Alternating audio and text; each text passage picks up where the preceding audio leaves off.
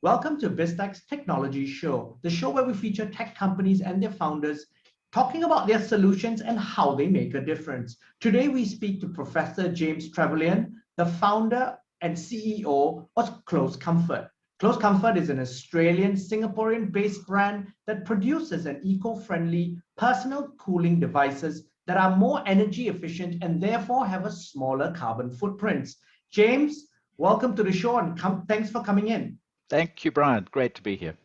Now, James, you've got a fascinating background. So before we talk about Close Comfort, tell us about your journey as an academic and an inventor. Yeah, well, it's a long story. I don't know quite where to begin, but we talked about shearing sheep with robots a little bit earlier as we were getting started this afternoon. Yes. So I guess that's where my journey really got underway because I had this wonderful opportunity to develop some of the world's most sophisticated and intelligent robots.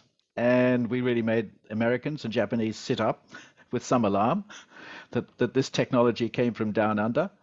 And then after that, my wife persuaded me to have a look at landmine clearance in developing countries like Afghanistan, Cambodia, and so on and so forth. And I said, come on, that's much too difficult for robots. So she got the chief of the Australian Army to twist the other arm. And together they pushed me into minefields. And we developed quite a few pieces of equipment which were used in Afghanistan and helped with demining in Cambodia and several other countries. And then I moved from there into water supply. But my wife was originally from Pakistan, and visiting her family exposed me to the subcontinental heat of summer.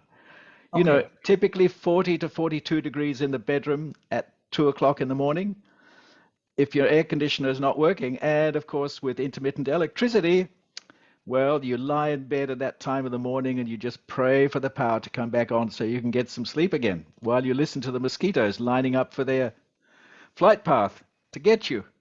And I thought there has to be a better way to keep cool, and it has to run on a battery. So it was just a curiosity project. That's how it started. Okay, so basically that was the inspiration to start it. So how did you go from pet project to then be an entrepreneur at 65 years old? Well, good question. So I thought, this is simple. A battery-powered air conditioner, my students should be able to do that. And after a while, I came to this really interesting finding that the students that I was teaching in mechanical engineering who learn about air conditioning were struggling compared to the students who do mechatronics and robotics that don't actually learn about air conditioning in their courses. Why So was it that? seemed, well, I've never fully understood, but I think it is that you have to think laterally to build the kind of machines that we're building. You have to think very differently about cooling and refrigeration compared with conventional approaches to air conditioning. The conventional approach is cool the building and the people will be comfortable. Yes. Yeah, so we don't do that. We just cool the people directly and save all that energy so we don't have to cool bricks and concrete. I've yet to meet bricks and concrete that complain when it's too hot. So, but you got to think differently to do that. And I think Now, that was the trick. So it took ages. It took ages to develop prototypes. and tell us about the product today and the company today. Where are you at? Where we're at, we're selling in 4 different countries: Indonesia, Pakistan, Australia, and Singapore. We've sold about nearly 8,000 units. We're expanding our sales year on year by a healthy percentage. And so I've decided that we need a professional entrepreneur to run it. When you start at the age of 70, I tell people I'm a young and inexperienced entrepreneur. So I've hired a professional to do a proper job and make sure the company succeeds from here onwards. Okay, so and that's quite, and I must say that's a very astute thing to do because not everyone has that toolkit of skill sets that are required to take it forward. Yeah, I mean, it's very different when you're starting off, and you're facing mainly technical challenges. And, after a while, I realized that I was still doing marketing 101 and I needed a good marketer to get things moving. Okay. So I hired a good marketing person, and now I've hired somebody who's got the real experience of running the whole show, doing international trading and retailing, and so on. So I look forward to great things happening. It's terribly important as an entrepreneur to learn to let go as much as it is to get in there and do things. Okay, and I'm going to tap into your experiences later on in the show, but I want to ask you about your product Cool Focus itself. What's the USP of your product? Well, essentially, the USP depends on where you are. If you're in Indonesia and Pakistan, where the cost of energy, when you think of all you have to do to get it, particularly in Pakistan where it's intermittent, you have to have a generator, backup batteries, and so on and so forth. Energy is hideously expensive. So the universal appeal of our product is to be cool in the most torrid conditions on just a few cents an hour. And that gets people in straight away. In Australia, it's convenience. Plug it in, you've got cool air anywhere you happen to be. No pipes to worry about. No, you don't have to call a plumber to install it. You don't have to have annual maintenance checks and things like that.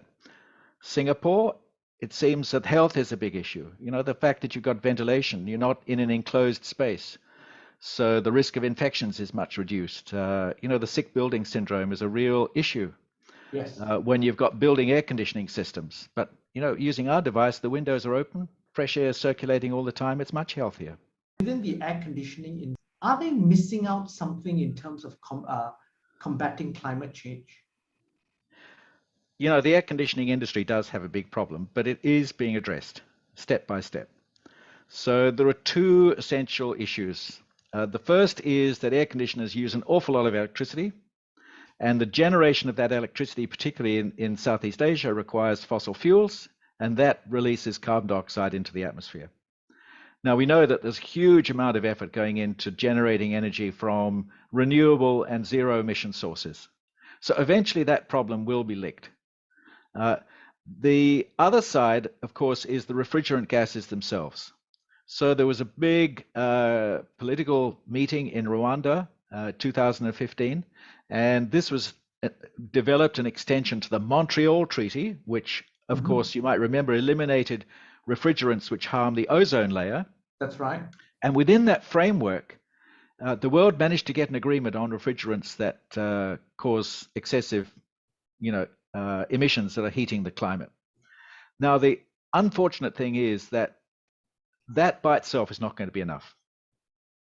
We need other solutions. And when you think about it, air conditioning is still a luxury if you happen to be in India or Pakistan, Bangladesh.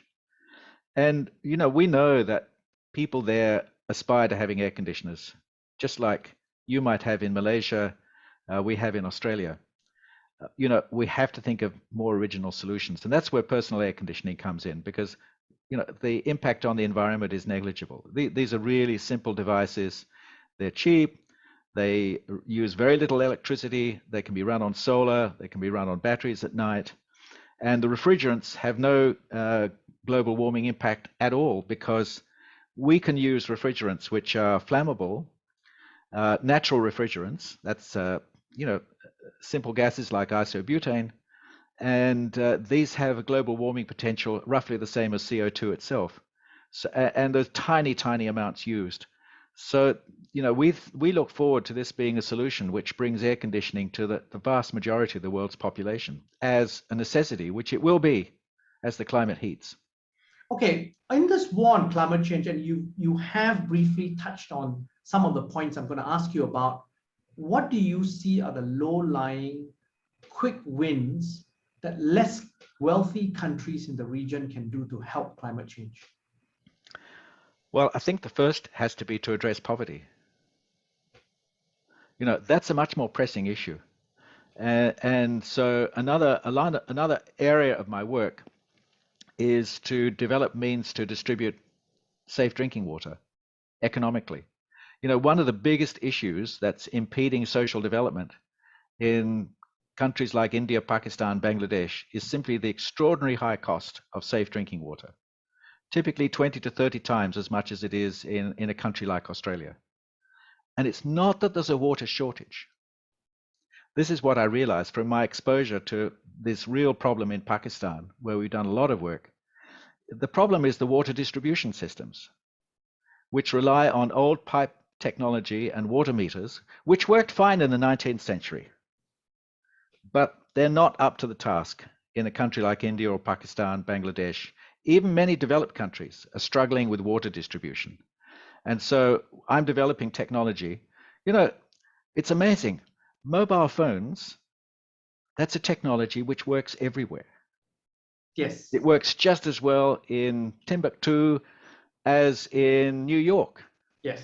And so I started asking myself, what is it about mobile phone technology which has made it so successful? Yeah, sure, there's the technical stuff, but basically the technology works wherever it is, right? You can take your laptop computer and it'll work just as well anyway. But why is it, for example, that electricity distribution and water distribution is such a disaster story in so many developing countries, and yet mobile phones have been such a success? Portability is one of the reasons. Oh, well, you can't carry an electricity distribution system with you. All right, fair enough. It is portable, but ultimately, the system is not portable by itself. That's right. You go away from the towers and you don't get a signal. Yeah. So your mobile phone system is just as much tied to the ground as where you are as it is as water supply. Well, the factor that I identified in my research is that the technology, the information technology, is essentially a trust broker. Okay. You think about it, a mobile phone system, you've got three major groups of people that all have to trust each other. Mm-hmm. Number one, the users. Number two, the corporates that have the money to install the network. Number three is governments, right? Yes. Now, in the case of water supply, you've got those three actors. Quite often, of course, the water supply utilities are government owned. But the reality is that the trust is broken down. So people don't pay their water bills because they don't trust the quality of the water. Rightly so, because in many countries, the water supply pipes are full of contaminated, nasty bugs, guaranteed to make you sick. James, but also it's a financial issue in some of these countries. You Exactly. can't pay for the water. Yes. So, one of my first introductions to life in Pakistan was don't use the phone for long distance phone calls from home. Why? Because the bills are prepared manually in the exchanges, or they were at that time. So you had to go to a public call office where you could see, okay, I'm getting this much time on the telephone. This is what it's going to cost. I trusted those people, right? So the trust had broken down between the users and the providers because there was corruption in the system. But with the mobile phones, the information technology is sufficiently robust to hacking that we don't think when you buy a prepaid SIM card or you put credit on your SIM card, you don't think that somebody else is going to steal that. That's correct. Right? So you build up trust.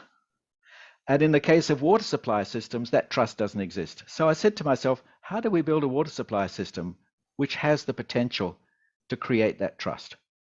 So it's a combination of mobile phone technology and water distribution technology.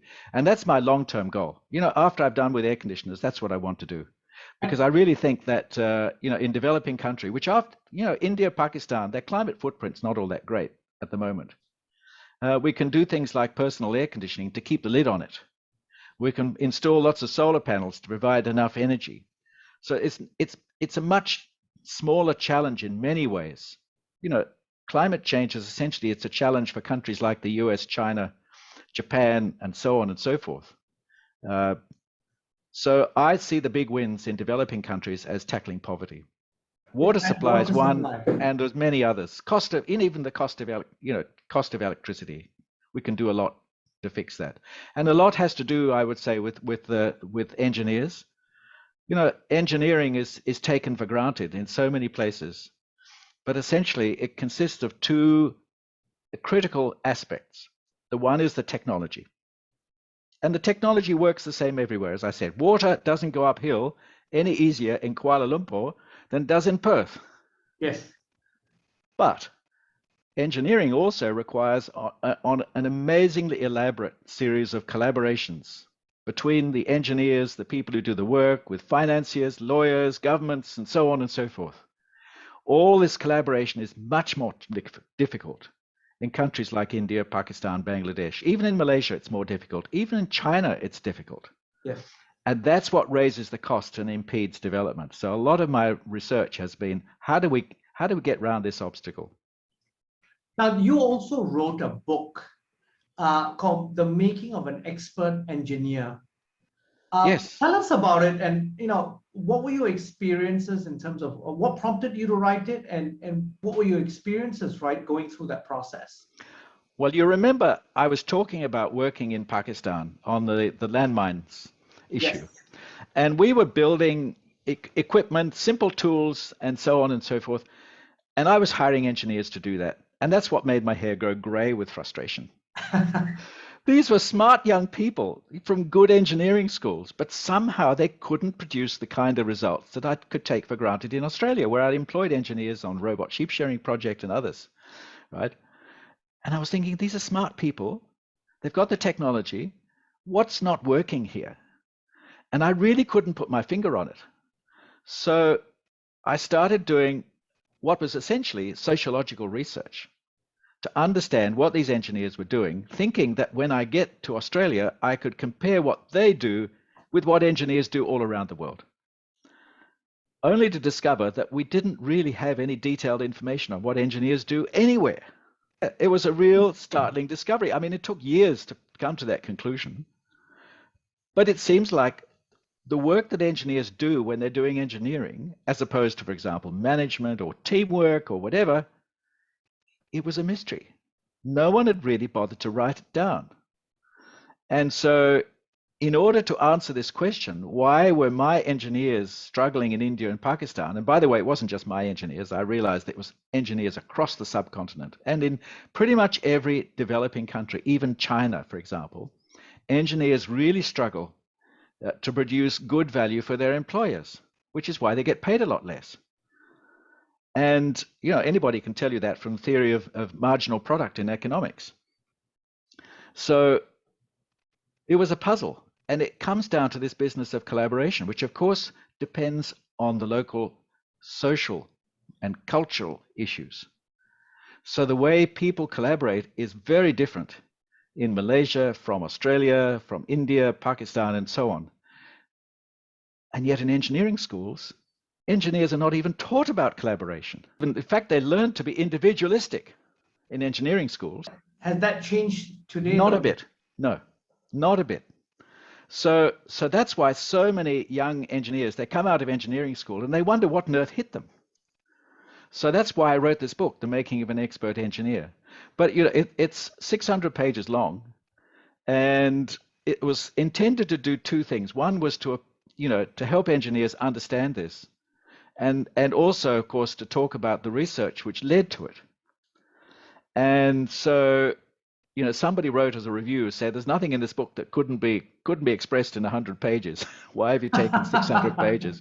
Well, I think that was an oversimplification, but I did write a second book, which was out last year, called Learning Engineering Practice, which actually is specifically targeted at young engineers, both in wealthy countries and developing countries, that says, hey, this is really what engineering is all about. You will learn a lot of stuff in this book that you will never learn in an engineering school, and it'll give you a head start in your career. A lot of fun writing it. So you've gone from academic, inventor, writer, and then entrepreneur. So you've worn various hats throughout your career. Like this one from Pakistan. I didn't want to be impolite and ask you about that. But what do you think were the key lessons that you learned since you took your entrepreneurial plunge at 65? Oh, I think there was a key lesson I learned long before that, which was being critical for being an entrepreneur. And that's listening. Okay. We tend to take listening for granted. We assume that listening is the same as hearing, but it's not. And somewhere in the middle of my career, I went to a course on conflict resolution, and I learned about active listening. And that's probably been the most valuable thing that I've ever learned. It's a really simple thing to learn, but it's hard work. And now I teach it to my students. I did teach it to my students at the university.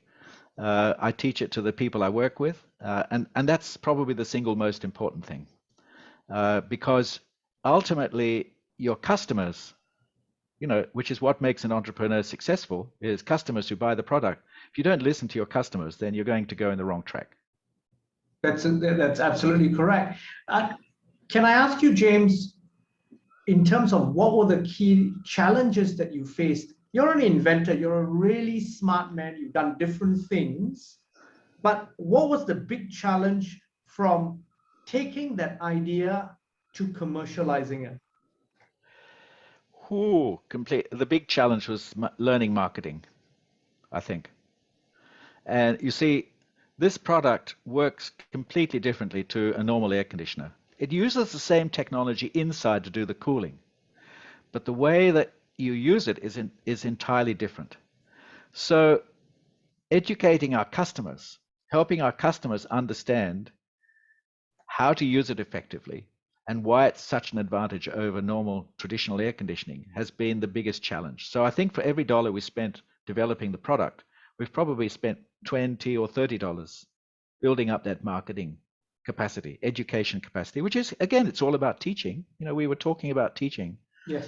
And the proof of that is the very high satisfaction that we get from our customers. So the customers who get what the product is all about, they go on the website, they learn what it is, they buy the product, it behaves the way they expect, and it provides them with a good experience. And that's been the same in Pakistan, in Australia, and Indonesia. But of course, there are differences, and there are different messages that we have to get across. So learning that has probably been the hardest lesson. The Australian government, and I'm sure lots of other governments, provide a lot of assistance for research and development in different ways around the world.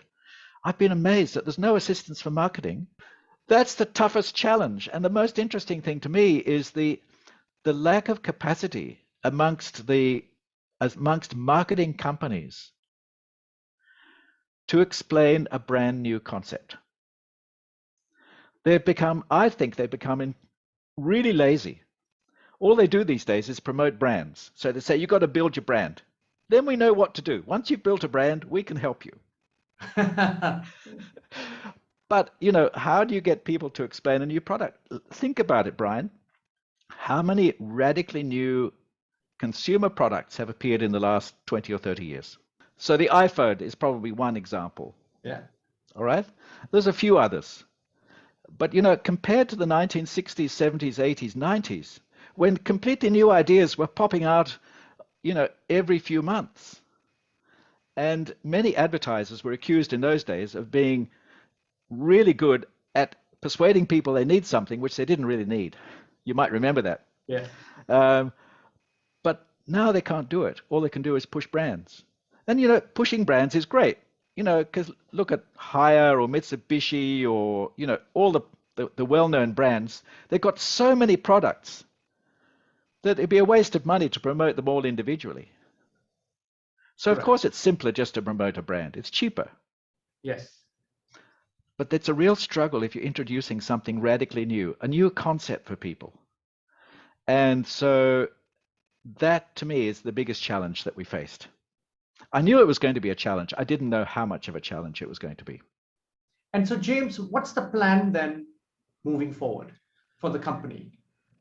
The plan, of course, is we want to transform life for people who live in places like the Indian subcontinent and so many other places where people struggle to sleep for months every year. Do you sleep without air conditioning? Sometimes. I try to if I can. So, it is a real struggle, particularly once you're used to air conditioning. But now think of the climate in India, Pakistan, and many other parts of the world where the nighttime temperatures hover around 40 degrees, right? You don't sleep. Yeah. So it's not surprising that productivity in countries like India and Pakistan, Bangladesh is so low. It's because people don't sleep for months at a time.